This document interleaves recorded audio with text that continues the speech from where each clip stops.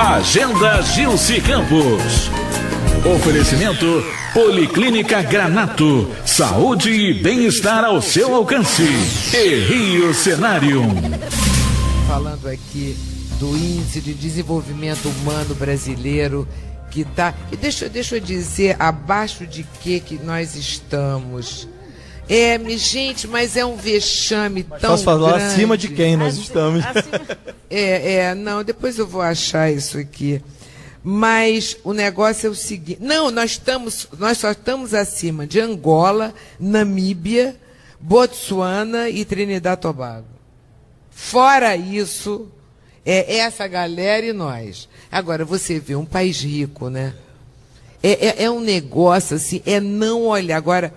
Então, enfim, eu não acho que a única coisa que a gente deve fazer é jogar para cima, é falar em cultura, é falar sem preconceito de dizer coisas sofisticadas. Não, Lília? Fala aí.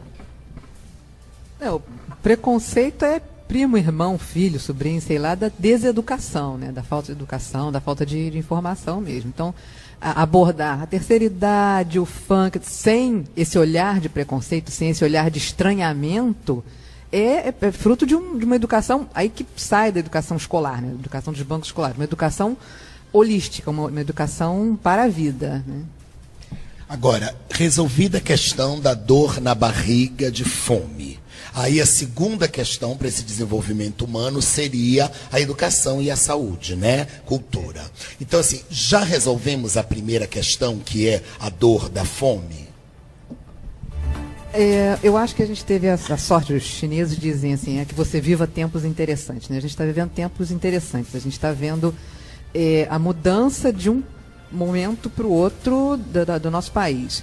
Sem dúvida, a linha da pobreza diminuiu, sem dúvida as pessoas, a famosa classe C, tem acesso ao iogurte, etc, etc. Nós temos um contingente menor de pessoas na linha da fome. Ainda temos gente na linha da fome, como temos, acho que em todo lugar do mundo, né? Você tem gente morando na calçada em Nova York, ok. Não dá para eliminar a pobreza, mas eu acho que a gente já conseguiu melhorar bem essa situação de penúria material, de fome, de dor na barriga de fome que a gente tinha até então. Mas morar na calçada adulto é uma coisa. Sim, e você vê uma classe de crianças. Você já vê a segunda, terceira geração. Com uma cara de arrasada, de fome, um olhar de você diz, essa criança não vai aprender, não é possível, porque essa criança está... Os neurônios não estão alimentados, né? Mas então, como eu estou dizendo isso, eu acho que a gente está assim, virando uma página, a gente está criando condição e tal de dar condições mínimas materiais para uma parcela cada vez maior da população. E aí, como você falou, o passo seguinte são aquelas obrigações, aquilo que a gente entende como direito do cidadão e obrigação do Estado. Educação, saúde, transporte e moradia. Né? É o passo seguinte, agora é para a gente brigar por isso. Eu penso o seguinte, Gilce, me parece que os poderosos cada vez mais querem, no máximo, matar a sua fome, mas não permitir que você caminhe com as próprias pernas. Ou seja, te excluir da cultura vai fazer com que você não cresça em absolutamente nada profissionalmente. Então você vai estar dependendo de um Bolsa Família e cala a sua boca, eu estou matando a sua fome, mas não tente crescer mais do que isso. Fique por aí, porque é mais fácil eu matar a sua fome que você, com a sua... Eu vou correr menos risco matando a sua fome e te tirando da cultura do que você te permitir o acesso à cultura e amanhã você vai ser um concorrente meu na luta pelos seus direitos. Mas eu acho que é um processo irreversível, assim. Você, atendendo a necessidade material básica, eu acho que dificilmente... Exatamente. Você, de alguma forma, você dá pernas para essas pessoas caminharem. E sinceramente, acredito e torço muito por isso. A não ser num Estado totalitário, que não é o nosso caso, porque se você vê tanto fascismo quanto nazismo, a melhor definição era come e cala a boca. Essa era a definição do fascismo. Não era qualquer coisa. Mas em estados não totalitários não acontece. Você viu que na Rússia agora eles só estão deixando sair as notícias de que o Boeing caiu porque caiu, que eles não têm nada a ver com isso. Então até cerceia a informação. É meio louco, né? Gente, eu li isso. Ninguém lá tá sabendo de nada. Vocês não vão falar nada sobre isso, não, gente? Fala mais. Alguém tem que desabafar essa história aqui comigo. Que conversa é essa, cara? Dessa história desse avião. Isso acontece na Rússia. Nós estamos tentando fazer isso no Como Brasil. é que quebra a cabine de comando, ô Rodrigo? Quebraram a cabine de comando. No mundo Tiraram moderno. Cartão de crédito, Robson Camilo. Pega o microfone aí. Não, mas assim, Gente, usar o cartão de crédito das pessoas, Milton Cunha. Quer dizer, tem gente que não está pensando também na Palestina, na Líbia. em estados totalitaristas acontece isso, né? Assim, você cerceia a informação em níveis altíssimos, gravíssimos, né? Que acho que, graças a Deus, não é o nosso caso. Espero que a gente não caminhe para isso nunca. Apesar da gente ter aí um movimento religioso forte, querendo dominar um Estado laico de direito, que é o que nós temos que ter mesmo. Né? Não é só religioso não, mas... Sim, mas tocaram fogo 5 vezes no terreiro da senhora lá na Baixada Fluminense. 5 vezes incendiaram o terreiro. Estamos de frente da intolerância mesmo, né? Isso é grave, Isso para mim é caso de polícia, caso de justiça, né? Eu acho que é isso, assim. Temos que levar à frente e brigar cada vez mais pelo direito de todos se manifestarem do jeito que acham que... E que pensamento é esse de que meu Deus é melhor do que o teu Deus? O meu Deus, ele tem mais direito a existir, mas isso é contra a própria noção de Deus. Né? Porque Deus é bondade infinita, Deus é aberto para tudo, né? Então, se meu Deus é o único que pode existir, que diabo de Deus é esse? Eu acho que isso vai até daquele outro assunto nosso, da ignorância em tudo. Você cerceado do direito de pensar, você vai achar que o seu Deus é melhor, que a sua blusa é melhor, que o seu sapato é melhor, tudo seu é melhor, porque você não teve nem o direito de conhecer o outro.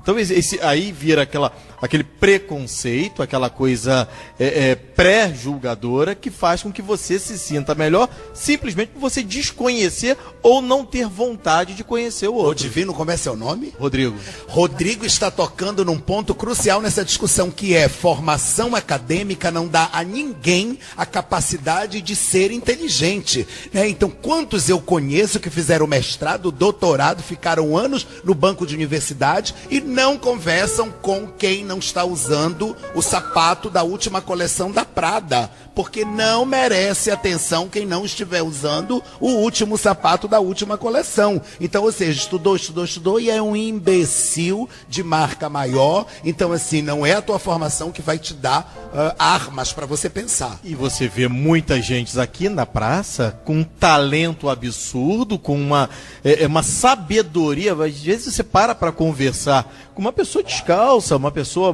com uma roupa mal vestida, mas a pessoa tem tanta riqueza cultural, tão diferente do engomadinho, do sapatinho bonito, que eu nem sei a marca que ele falou, mas que não vai te somar nada, não vai te acrescentar absolutamente nada. Agora, vem cá, eu acho, eu não tenho certeza. Eu acho que eu escolhi esse tema porque eu acho que tem muita gente burra tomando conta das coisas. Tem uma burrice no ar. E é uma bolha burra. E essa bolha burra não é só no Brasil, não. É lá entre Israel e Palestina. É nessa questão da Ucrânia. Entendeu? Tem alguma coisa que está me asfixiando. E eu não sei se acontece com vocês. Eu abro o jornal e digo, eu não estou entendendo isso. O que está acontecendo? Eu acho que assim, acho que no caso da imprensa aí, no caso do jornal e tudo, eu acho que hoje ela se tornou uma coisa tão simplória e simplista, com exceções, obviamente. Manifestante dentro do sindicato de jornalista pedindo o quê? Pedindo o quê? O que é? Eu digo, que coisa... É a bolha burra. Eu não entendi. Eles estão fazendo o quê? Eu começo a me rasgar em casa. Eles estão jogando pedra no jornalista dentro do sindicato, porque o jornalista está falando o quê? Quer dizer... Mas eu acho que assim, hoje a mídia, principalmente a impressa, ela tem hoje um foco tão forte nessa coisa do escândalo, que perdeu o foco de dar informação de fato. Ontem eu li uma informação tão bizarra que eu peguei a calculadora para fazer conta. Assim, uma deputada no Rio Grande do Sul, que não convém dizer o nome, o jornalista disse que ela enriqueceu e não sei quanto tempo, e que em 4 anos ela tinha uma poupança no banco. Não, era assim, destaque para a poupança da deputada, que tinha 9 mil e em 4 anos passou para 94. Aí eu pensei, gente, peraí, isso não é um valor. Aí dividi, 94 menos 9, que ela já tinha, deu 85, dividi pelos 48 meses, ela poupou por mês R$1.700. Eu falei assim, gente, peraí. Isso é um escândalo ou ele está querendo detonar? Então, assim, sabe assim, o tom da matéria... Informação vazia. Era uma informação do nada sobre coisa nenhuma para você comprar aquela ideia. Aí você compra, porque a manchete era uma coisa de escândalo, não sei o quê. Você só lê a manchete, julga a própria ali por aquela manchete, com uma coisa feita por um jornalista totalmente ignorante, que sei lá por que ele fez aquilo, né? É uma coisa louca, e denúncia de ex-mulher... Já estou de saco cheio de denúncia de cunhado, de ex-mulher. Não gosto disso por causa de grana, né? E aí a presidente diz que bota dinheiro embaixo do colchão para sair correndo, né? Que ela tem 100 e não sei quantos mil. Mas não é assim, né? Eu estou falando que eu estou dizendo para vocês, tem uma coisa burra no ar, que estão me induzindo a ficar ignorante. Eu não posso. A gente tem esse programa aqui, que é uma trincheira para nos ajudar a entender. Fala, Lília. Eu acho muito triste, acho lamentável, acho preocupante que as verdades diversas, né, sobre política, sobre economia, venham a partir de denúncia. Não vem da ação das forças do Estado, não vem da ação da sociedade civil organizada. Cunhado, exatamente. Mulher, então eu dependo de alguém que odeie aquela pessoa para eu saber que ela é assim, ou X, ou Y. Eu não tenho a certeza de que tem uma máquina me defendendo como cidadã. Né? A minha defesa, a defesa do imposto que eu pago, do voto que eu acredito, depende do cunhado. Depende da sogra. O mais estranho é que são pessoas que mamaram nas tetas e que enquanto mamavam estava tudo certo. Na hora que o casamento acabou, que aí é o ódio pessoal, você, né, querido, mas já mamou esse tempo todo, né? Tava bom. Se o casamento continuasse, não teria denúncia. Se você parar de me bancar, eu falo quem você é. Mas se você continuar me bancando, beleza, vamos... Por outro lado, a bolha burra, não é? A bolha burra, vamos lá. A pós-modernidade, a partir dos anos 60, o mundo tem que conviver com as diferenças de pensamento. Então, hoje, você tem que entubar a xenofobia francesa, que se acha melhor que os imigrantes. Hoje, você tem que entubar as culturas que mutilam suas meninas, porque menina não tem direito ao prazer. Então, o mundo pós-moderno nos faz entubar, engolir a grande bolha burra. Porque você até acha, nossa, mas eu discordo completamente da mutilação dessas meninas. Não, mas respeite a cultura. Respeite, é assim que eles pensam. E aí eles viram pra gente e dizem, ué, mas as suas crianças estão na chuva, nos sinais, jogando limão pra cima, e vocês não dão nem 10 centavos. A gente mutila aqui e vocês jogam suas crianças no asfalto. Então, a bolha burra é uma pegada modernérrima. É uma coisa que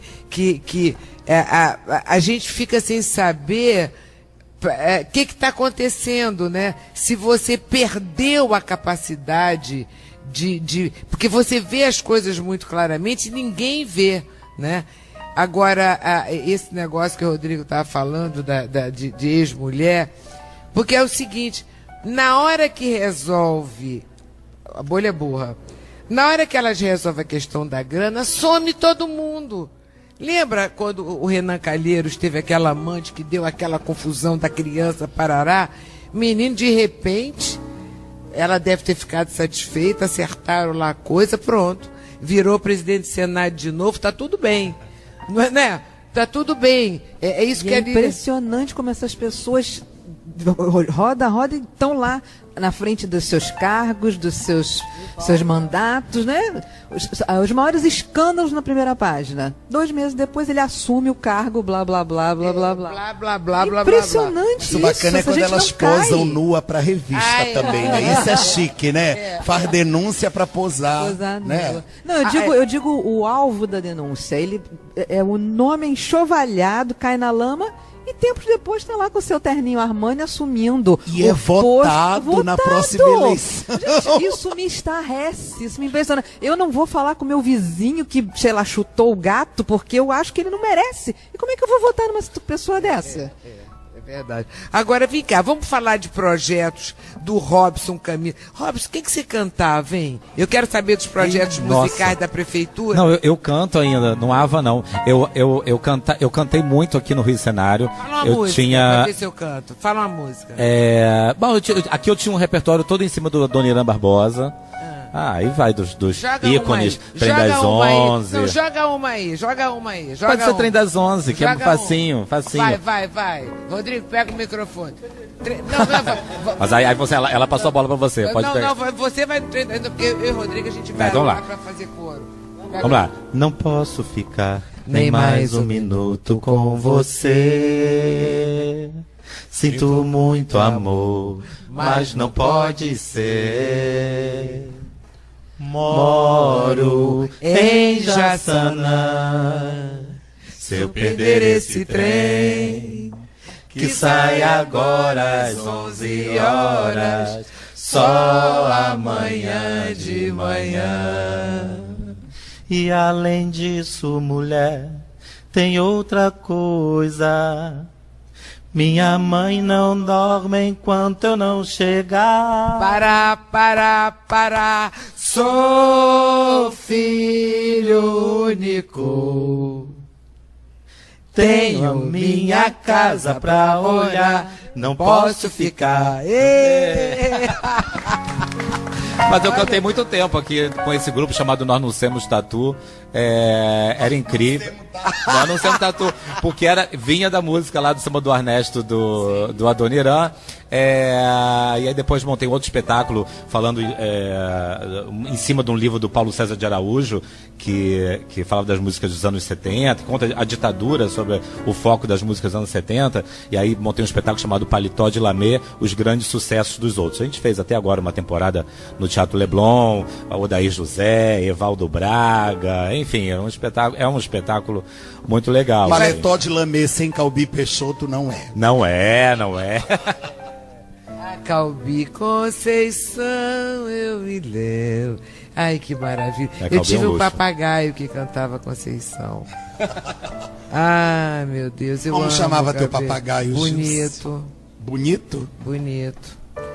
Mas não é um assunto que eu gosto de falar, não. Eu já sofri tanto. Mas então deixa eu te falar de um projeto que eu lembrei agora. Isso, super fala, legal. Coisa que legal. Que acontece agora todo primeiro sábado do mês.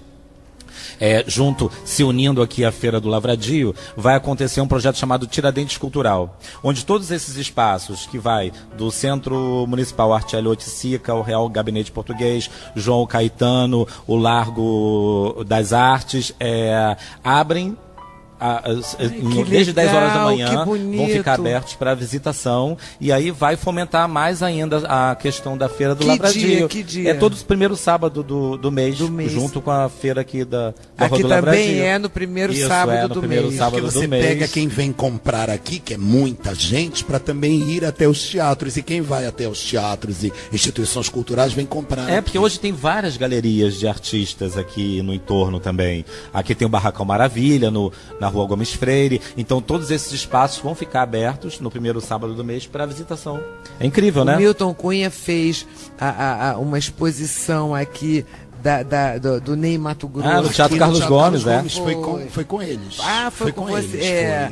Foi incrível. É um um instrumento deles, da prefeitura. Um trabalho maravilhoso do Milton, né? Nossa, aquela exposição é incrível. O Milton fala de coisas que você esteja... Tudo que o Milton fala eu gosto. Fala qualquer coisa. Fala de coisas que você está fazendo. Então, os projetos, né? Então eu estou trabalhando com o resgate do boi pintadinho em Campos dos Goitacazes. Eu estou fazendo o Carnaval de Londres, 50 anos da realeza, da Rainha Elizabeth no trono. Menina, tanta coisa. Tô vindo com o livro de 20 anos de carreira pela editora Senac em janeiro. Eu estou na feira de carnaval agora esse final de semana aqui no Sul América, no Centro de Convenções. Ai, tanta coisa.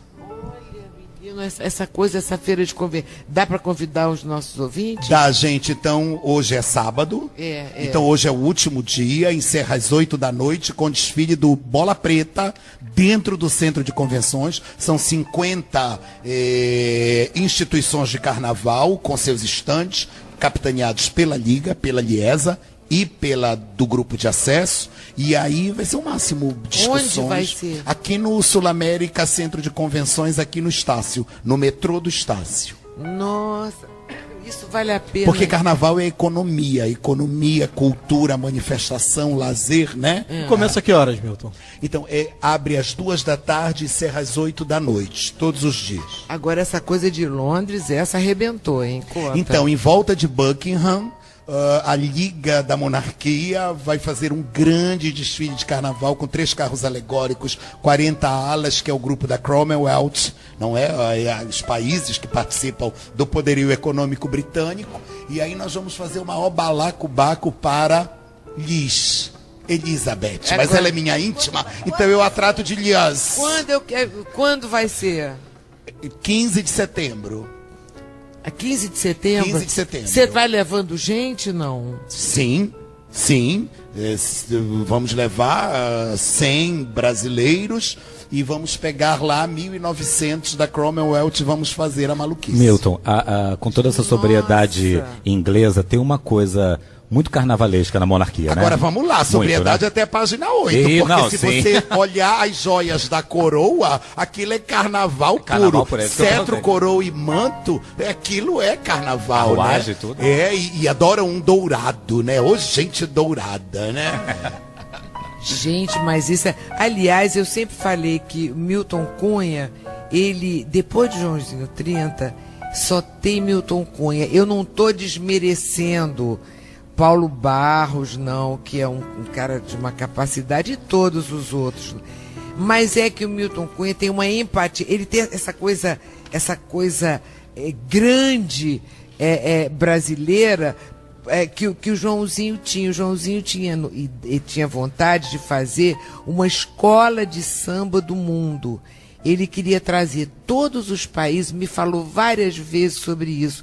E o Milton tem essa cabeça. Deus salve Joãozinho 30. Porque você é herdeiro dele, nesse viés. Aliás, temos uma palavra em inglês pra gente chamada espírito flamboyant. Adoro ser flamboyant, Gilce. Flamboyant. Agora, fora do Brasil, as pessoas gostam muito, não gostam, hein, Milton? O que, Gilce? Pois é, você fica... Desculpa, tô dispersando, fofocando aqui com a Lívia. São bilhetes. Eu tô vendo bilhete, torpedo pra lá, pra cá. Estamos trocando informações culturais. Ela tá perguntando quando você vai sair nu na capa da Playboy. Te acalma, porque vai ter que ser capa dupla pra eu caber. Vai ser pôster. Mas vem cá, mas o que ela quer saber do boi pintadinho? Uma das grandes manifestações folclóricas, culturais do nosso estado, com vários pesquisadores trabalhando. Aliás, Gilce, como é lindo, né? Bandeira do Divino, reizado, maracatu, cavalhada, como isso tudo é divino, né? Aquela procissão do fogaréu, aquilo é bacana demais. A procissão do fogaréu é bacana demais, concordo. Mas fala mais, você vai fazer o quê? Esse boi pintadinho é um evento aonde? Então, ele é uma manifestação que acontece em várias cidades do interior do Rio de Janeiro e a gente está mapeando as diversas formas de manifestação. Então, uns estão ligados muito ao tambor, os outros estão ligados mais à questão religiosa. Então, a gente está mapeando o boi pintadinho, que me interessa muito. pintadinha nasce onde? Então, todos eles são manifestações ligadas ao boi europeu, medieval, vai atravessar com as caravelas, vai chegar aqui. Então, essa reverência ao boi é milenar. Né? Então, aqui nós somos herdeiros da tradição do salve o boi, e no Maranhão vai se manifestar de um jeito, em Parintins com os índios outro, como eu transmiti durante 5 anos Parintins, que é o boi indígena, aí tem boi de mamão, tem boi de pano, tem boi pintadinho, então são todas variações do mito do boi, né? Porque o boi está ligado à própria humanidade, pela carne, pelo leite, pela pecuária, né? Ele sempre ajudou no arado, então o homem e o boi são interligados, né? Que coisa, essa coisa de folclore, como a gente tem que aprender, não é? Você não acha, Rodrigo? Não é? Vai muito além da galinha pintadinha. O boi pintadinho é fantástico, né? Porque dentro daquela coisa que a gente estava falando, vamos focar só naquilo ali. Com todo respeito, o outro é maravilhoso. Tá lá a galinha dançando, pulando, tá maravilhoso. E o alto do boi, pense. Há um casal, Catirina e pai Francisco, que moram na fazenda. Ela está grávida e ela, por desejo, quer comer a língua do boi. Este é o alto que vai dar origem a toda a manifestação. Pai Francisco mata o boi, que é o boi preferido da filha rica, loura, do dono da fazenda, da Sinhazinha. Morre o boi, a Sinhazinha fica louca com aquele casal que matou para a mulher comer a língua, e ela exige que o boi seja ressuscitado. O pai Francisco chama o curandeiro e surge o boi de pano para enganar a menina de que o boi reviveu. Esse é o alto do boi. Vocês prestaram atenção, ouvinte? Prestaram atenção? Vocês aprenderam? Nós estamos aqui para aprender. É genial isso. É mitológico, né? Isso.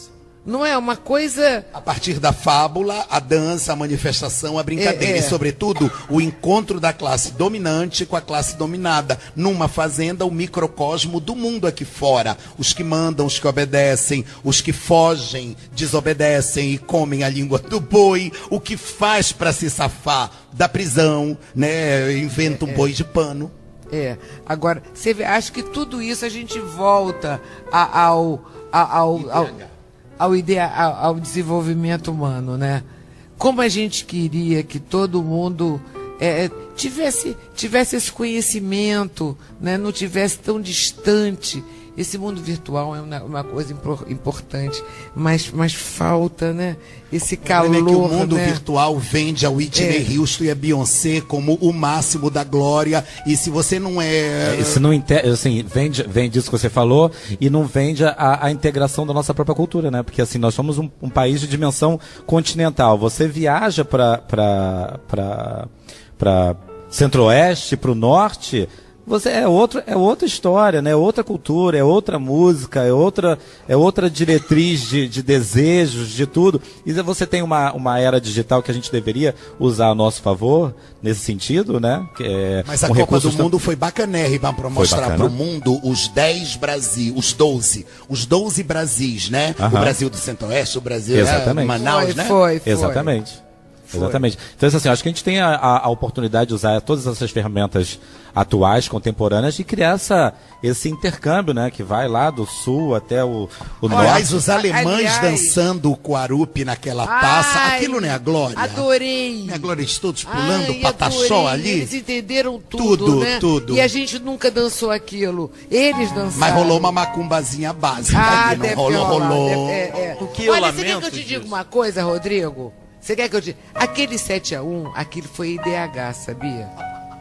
Aquilo é índice de desenvolvimento humano. Aquilo não é futebol, não. Aquilo é cultural.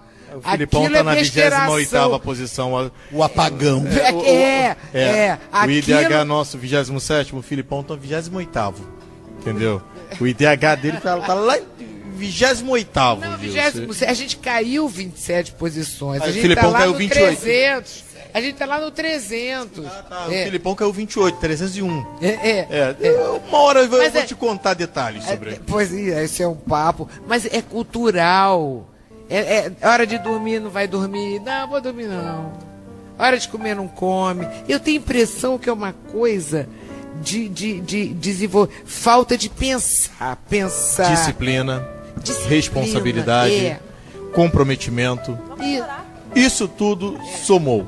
Importância de treinamento. Não, isso é vital. O Milton, tenho falado sempre que as pessoas ficam buscando explicações, o que aconteceu. Daqui a 30 anos, a gente vai estar perguntando o que aconteceu naquele dia. Daqui a 60 anos, o que aconteceu? Mas é quase que uma tragédia anunciada. Eu, em 2013, quando eu tive um pequeno problema com o Filipão, depois de um empate do Brasil no Maracanã com a Inglaterra, pela Copa das Confederações, era um amistoso que preparava para a Copa das Confederações. Eu tinha feito uma pergunta que eu julgo pertinente sobre uma alteração tática que ele fez quando o Brasil perdia de 2-1 no Maracanã. Aí ele tirou um atacante e colocou um volante. Para quem não sabe, o atacante tem a função básica de marcar gols e o volante de evitar gols. E eu perguntei para ele depois do jogo se empatar o jogo em 2-2 com a Inglaterra no Maracanã e ele tirar um atacante e botar um volante, naquele momento ele estava abrindo mão de vencer. E se o empate era bom resultado.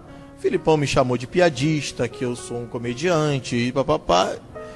A partir dali, eu fui meio que excluído e ter o direito de fazer perguntas ao Filipão. Do círculo. Em outras coletivas.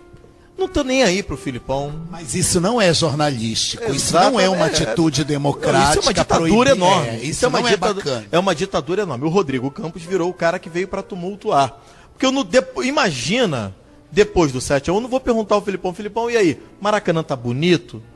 É essa a pergunta que ele quer ouvir. Só que eu não vou fazer, não tô nem aí pro Filipão, nem aí pro presidente da CBF, nem pro ex-presidente. O atual presidente, antes de ser presidente da CBF, ele ficou conhecido por ter roubado uma medalha de um jogador que ia receber no campo lá em São Paulo.